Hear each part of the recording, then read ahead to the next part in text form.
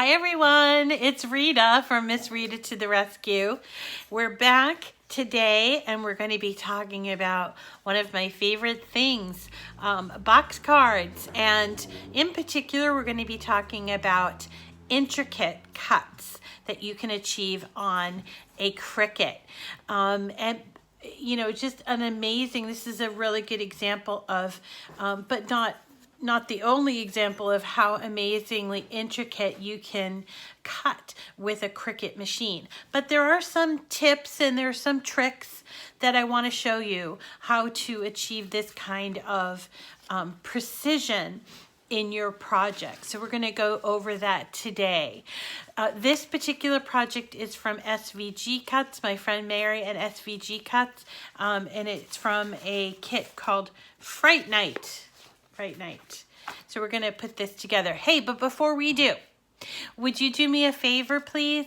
Would you, if you're not already subscribed to my YouTube channel, would you please subscribe to it? I'm trying to reach a goal. I'm trying to reach 2,000. And maybe that's, I don't know, maybe it's a little too much to ask, but I don't know. You guys have come through for me in the past. So I'm just amazed at the growth that we've made this year. But boy, 2,000 to me seems like one of those, you know, amazing goals, and I do so appreciate it when you share my videos or comment or even just give me a thumbs up. It tells me that what I'm doing here is making an impact on the crafting community, and I just like to be of service and to show you how to do these things. So if you wouldn't mind, I would love it if you could make the subscription decision.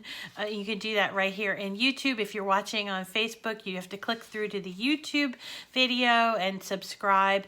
And what's great about the YouTube subscription, I know on Facebook it's great because you can see it because you're already on Facebook doing your thing, but the YouTube is sort of the clearinghouse of all these videos, and I've been doing a lot of videos lately, so you're bound to miss one or two, and here's a great way for you to be able to keep track of all the videos. There's been at least like 5 a week, and there's can't stop, won't stop, no sign of stopping. So here's a great way for you to keep track of that on the weekend when you finally have time to catch your breath. Right? So anyway, let's talk about this. Stay with me and we'll put this together and talk about how we do this intricate cutting. So we're putting together this very intricately cut box card by Mary from SVG Cuts, and it is of a haunted house. And I wanted to kind of zoom in real quick to just show you how intricate we're talking here. This is on 3 of the sides. First of all, this is as big as the card is. It's pretty smallish. It's not this giant, 5x7 or bigger card. So you're working within, the confines of a smaller card. But also look at how close and how wonderful these cuts are. These here, and I'm going to put my hand up here so you can see. This is like the little wrought iron with the gravestones, I guess. And then here, this one here is of this of the pumpkin, actually the jack-o'-lantern hat patch, and then in the back, so that's that's the first insert. This is the second insert, and then there's another one, third, and then here the trees. I mean, the trees, look at how intricate these trees are.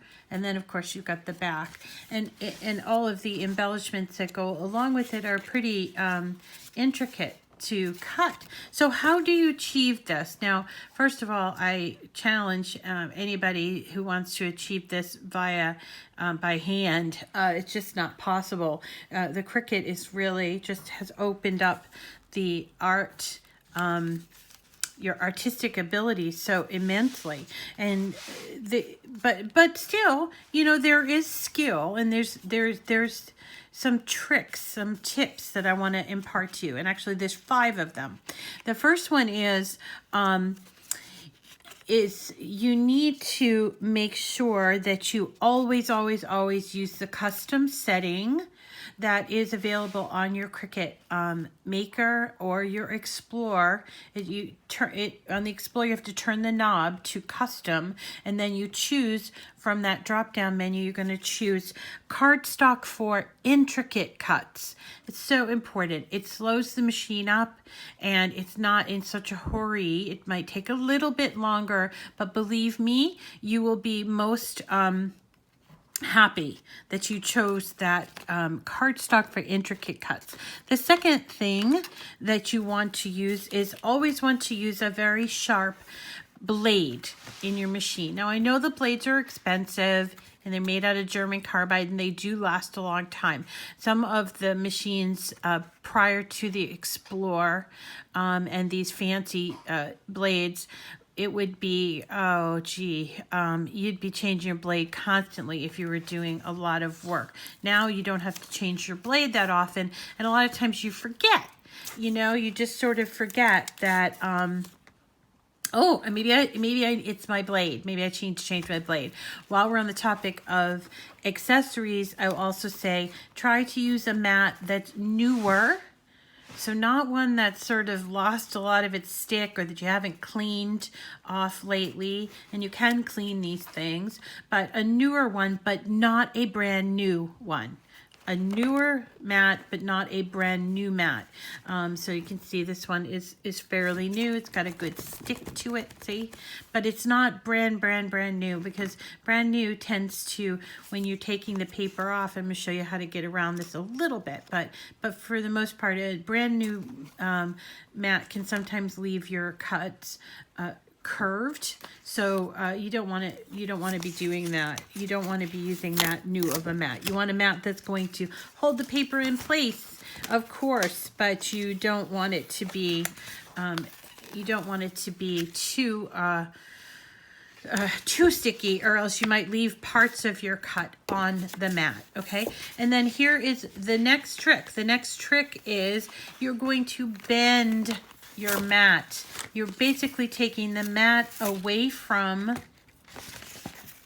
the paper and not the other way around. You're not taking the paper from the mat. No, it's not like that. It's rather, you're turning the mat and very carefully and slowly. Don't go ripping it off like a Band-Aid. This isn't a way to rush things. You don't have to rush things, but you peel it off and you bend. That's why these mats are flexible. You can bend them. And here's another one. See, I'm bending it, so giving it that sort of rim. And I don't need any special tools to achieve that, although sometimes that little pieces will get stuck in there, so you have to kind of look them over and make sure you pop those out. But so here, I think this is probably one of the hardest things to cut, is something like these branches on a tree. But it's important that you make the mat work for you. You see how I'm doing that? Okay, which brings me to actually my fifth tip is to use quality materials.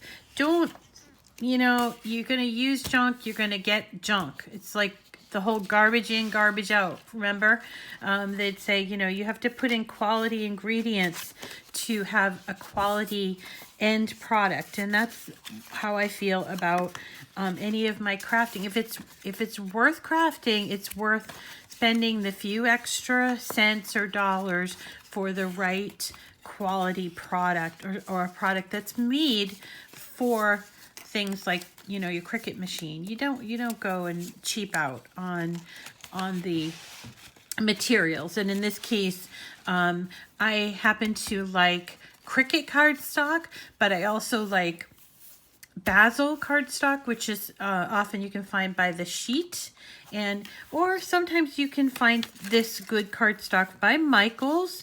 And this one here is actually which is it was kind of their hot buys. I've shown you these before, but this one's in grayscale, like perfect for Halloween, right? Where you get 8 different colors of different shades of gray, which is perfect for this project.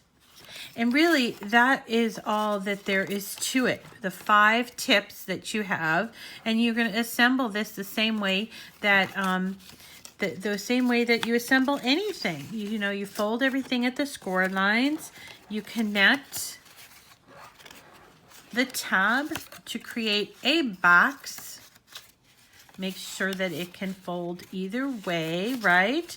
And then you're using your precision tip glue, and you're going to glue each individual piece, and be patient, you know. But you're going to use, this one's actually bubbling up more than I normally would go, but just to use this. And remember, for the sake of time, I'm not going to spend a lot of time.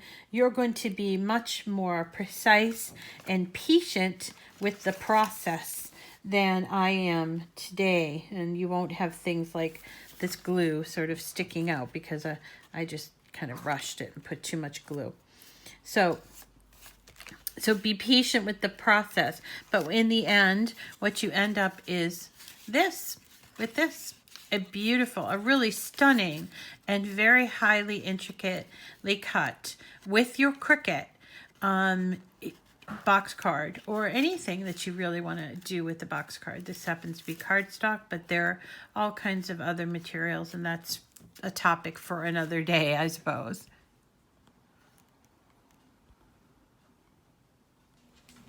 So that's how you cut something very intricate. There's 5 tips that I want to leave you with. The first one is you need to choose the correct setting with your machine.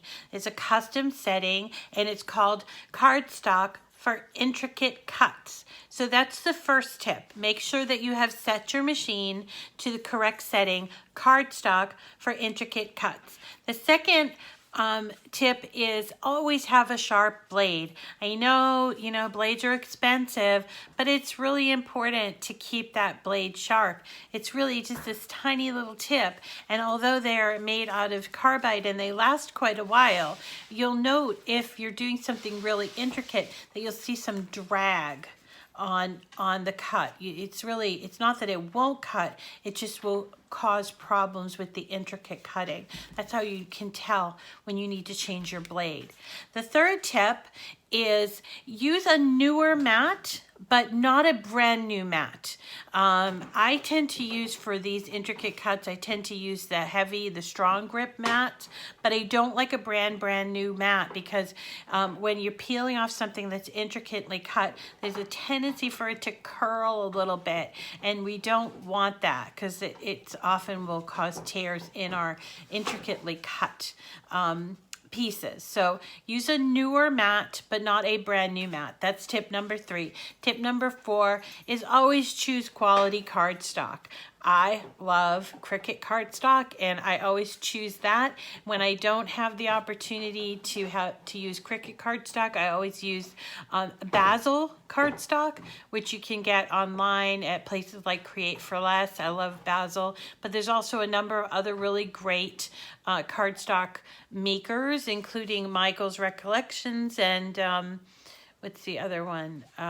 AC, American Crafts AC cardstock is also a good one. Okay, so that's the 4th thing. And quality is very important with paper. Don't ever use stuff that's pulpy, like construction paper.